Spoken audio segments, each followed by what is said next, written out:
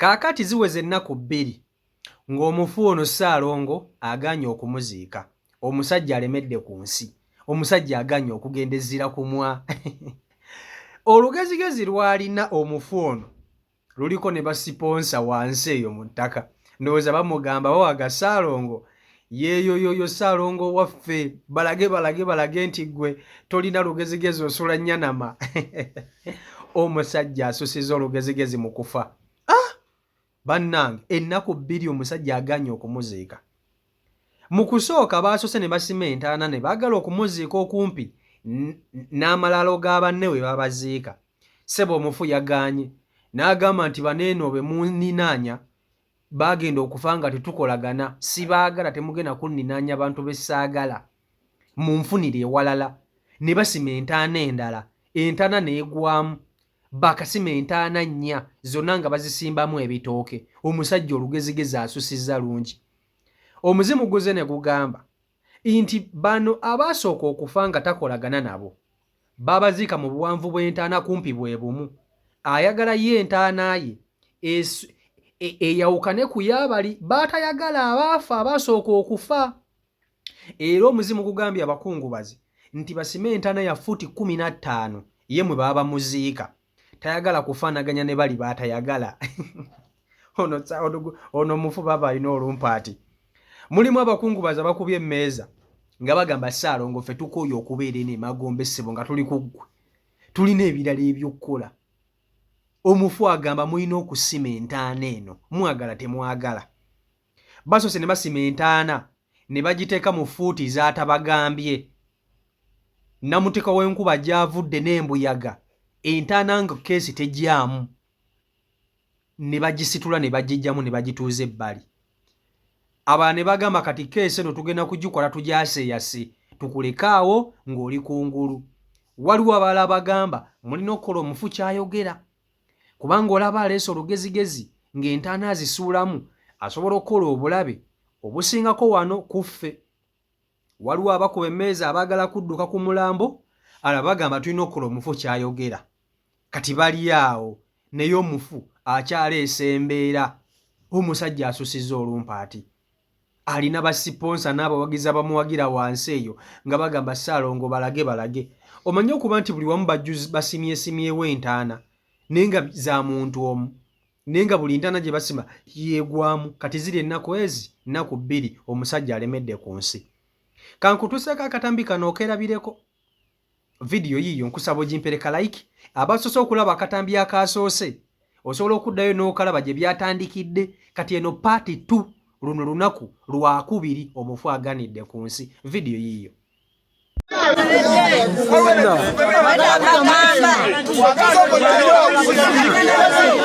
Muteeka tugende abasajja bali bumite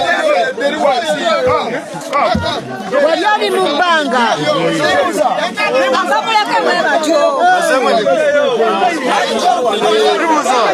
ono omufaatu wadde ekyo okuyiga banna buli kimu akigaana nawa n'entaana efuuze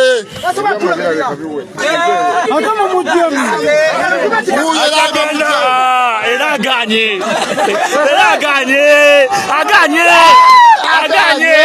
bannange ye tumuleke kungulu. omufu wano waba aganyeyo mulete ekitooke tusime mu ovakedo. Entaana ey'okuna naye n'agiganye. Wangi ojabya omufu aganyeyo mulete ekitooke. Simba sebo mulete ekitooke sebo. Twambuke waggulu. Aganyewo aganye ogendawo. Bibuuza mulete ekitooke aganyewo twambuke waggulu.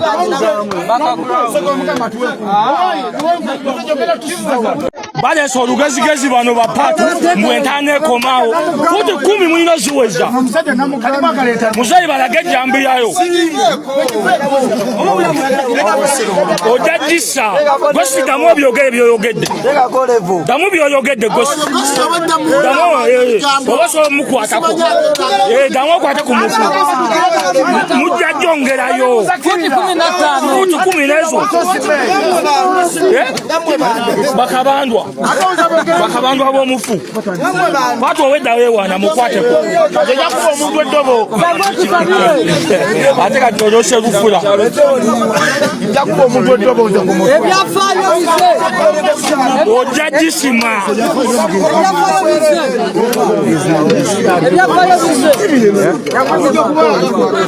omukulu w'ekika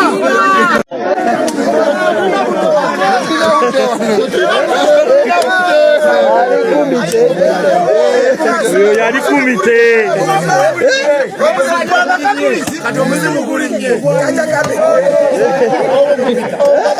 tulizukira fenna tulizukira ekitiibwa kya Yesu twala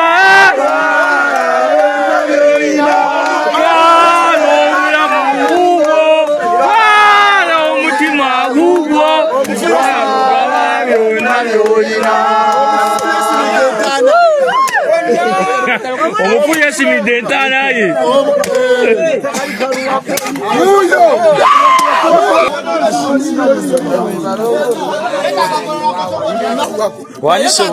olwaleero kino kyetulabye bakoma okyaba ku mbaga y'amajanja kubanga sikyabanga na mutikwa naagwo n'entaga yiine naye neeyiika ono taziikike bannange ono taziikike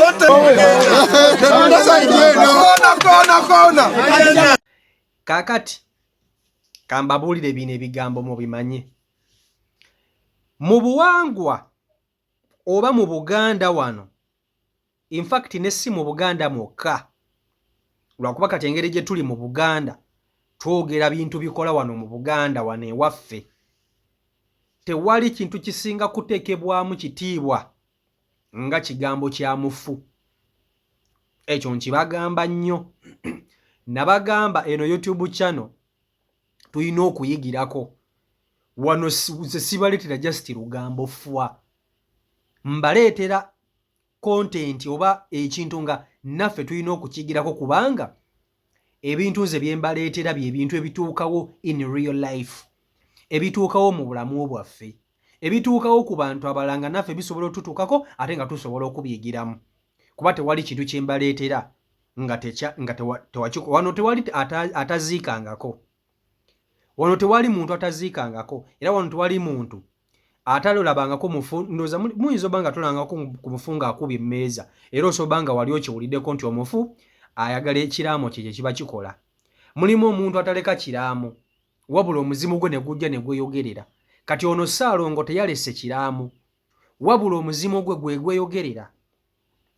Abamu ku bantu boolaba abo be baaziika okumpi baŋŋanda ze, ne ssebono omwami bali be baamusooka okufa, bagenda okufa nga tebakolagana naye, nga tebakolagana, bo be baamusooka okufa. Kati naye mu kufa kwe abaziisi bo baagadde baziike mu ngeri gye balina okumuziikamu. Omusajja agaanye, abaana be naye baafa, baagadde bamuziike oluusi okumpi n'abaana be, agaanye kubanga n'abaana be baafa. Bamugambe akatukuziika okumpi n'abaana baagaanye, ayagala bamuziike ebbali, ayagala bamuziike bibye, tayagala kumuliraanyaganya na bano. Waliwo baganda abaafa nga tebakolagana naye, tayagala muliraanya. Omuzimu guze ne guteekawo embeera n'ebiragiro.